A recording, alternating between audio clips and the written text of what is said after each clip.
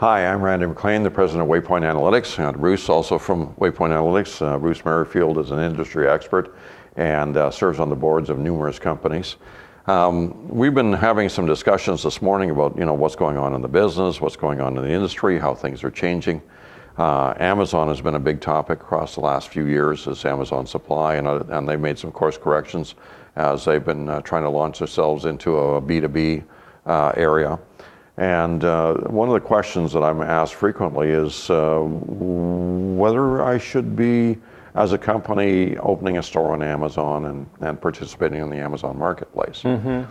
So that's an interesting question because it does open up some avenues. Of course, there's other things, sometimes the vendors don't like it, your competitors don't like it. Yeah. But in my view, I'm a pretty aggressive competitor. And if there's some product moving anywhere, I'd like to have a piece of it. Mm-hmm. And it occurs to me that any given product line is going to wind up on Amazon somewhere from mm-hmm. someone. Mm-hmm. And so why cede that part of the market to someone else? Right. By voluntarily deciding that you're not going to take profits where you could have them. Yeah. Well, I've been following it, and I've chatted with some distributors who've done some experiments on there, and I've come across a delightful young guy, a very sort of intense, bright, ex-Amazon guy. Yeah. Named Alan Adams, and he's got Navizon Consulting. I mean, email me, bruce@merrifield.com. I'll send you a saying. He left Amazon, moved across the street, opened up his business, and he basically advises people on how to participate in the marketplace. He does contracts with manufacturers who sell directly to Amazon. Mm-hmm. So some of your juiciest items that that Amazon seems to be buying direct, he might be helping out there. But what I've come to realize is that the people that do go on to Amazon tend to have a very niche kind of thing. It's not like I'm going to take my business the way it's always been mm-hmm. and somehow magically put it on Amazon's platform. Yeah. It has to do with, I've got a lot of junky items, that I'd like to, move. So if I just put them on there, people type this code in, they're looking for an odd item, they put it pops up. I'm happy to get 50 cents or $2 on the dollar, it doesn't matter. If I can move it, I can move it. So it's part of the, so one of the opportunities is to make part of the ecosystem where out of date or old product can. It's like this book is out of print, but used books you can still buy it for the vehicle to liquidate $2, $3, $4, $10 or whatever. Yeah. I've seen people who have said, to buy. I'm a little guy, but I've got a good location, and so to buy a football item on a competitive basis, I got to buy so much of it that the balance I just put on my little website and blow it out at an everyday low price type of thing. And this one guy said, and I've gotten in trouble with a couple of manufacturers about it because they don't like seeing their brand, at these everyday super low prices, and I don't know mathematically how that worked out. It's just, if it's out there, I'd be curious to sort of interface that and figure out what it's all about. There's a common theme to what you've been talking about, and it's things that we've been recommending for a long time. You should have a service model or a business model for each thing that you do. It's not healthy in today's world to only do one thing and to do what you do only one way for everybody. Right. It's not being customer centric, and it's a very poor way to try and generate profits because no matter what you've chosen and no matter how efficient it is for the target audience, right. it's going to be less so for everyone else. Right. And that's why the best companies always have multiple service models.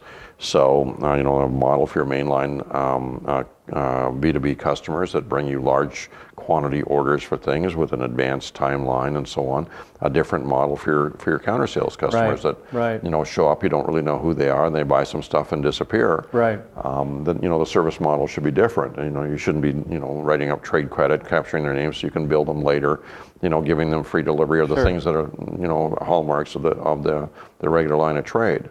And the product, the freight, it's got to fit the platform, yeah. And the math of everything. So the thing that you described is having a service model for liquidating outdated and stale inventory by getting it online in a broad marketplace, being able to collect money for as long as it lasts, and having a liquidation method that is a lot more profitable and useful in the marketplace than just simply having a warehouse sale.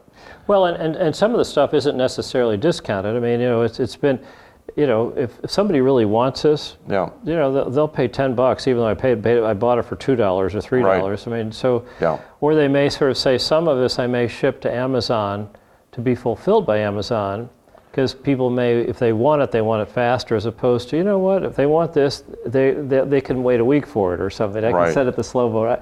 So Right. all I'm saying is the ones I've seen have been very niche, service model thought through experiments. They haven't. Yeah. I've not seen anybody put their whole business. No, I haven't either, and I imagine that somewhere there's a play that says, I'm going to be, Amazon Marketplace is going to be my business, and that's all I do. I don't have any infrastructure. I don't have anything.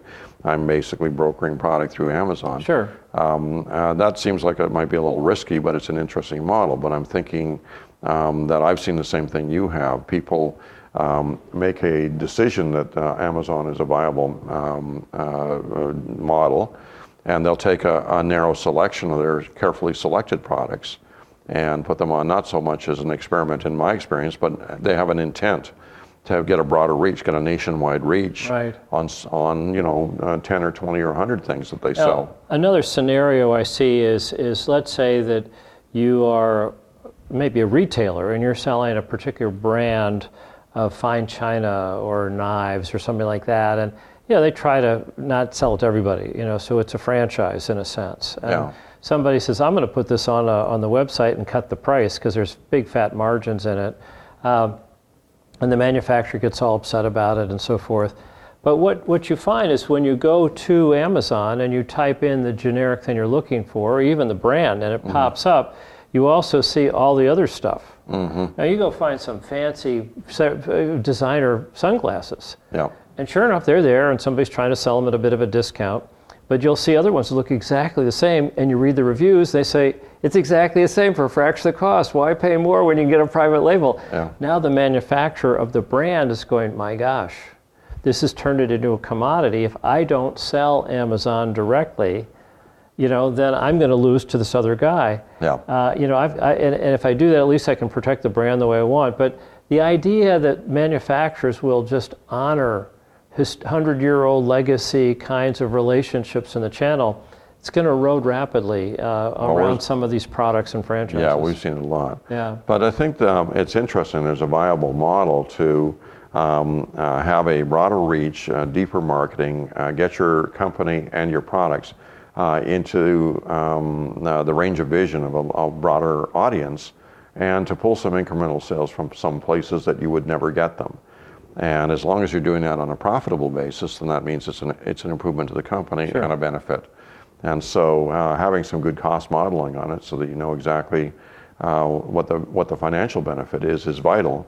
But I think that it's actually a good idea to sell what you have to as many people as want to buy it. And if you can do it on a basis that's a win-win for you and the customer, and perhaps even for Amazon, then I think that's probably a pretty good idea. All right, so interesting. I hope some of these thoughts are things that will give you some things to think about, and may validate or refute some of the things that you've been considering or your team has been considering, and will provide a benefit to you from having seen the video. So we'll look forward to seeing you in the next video.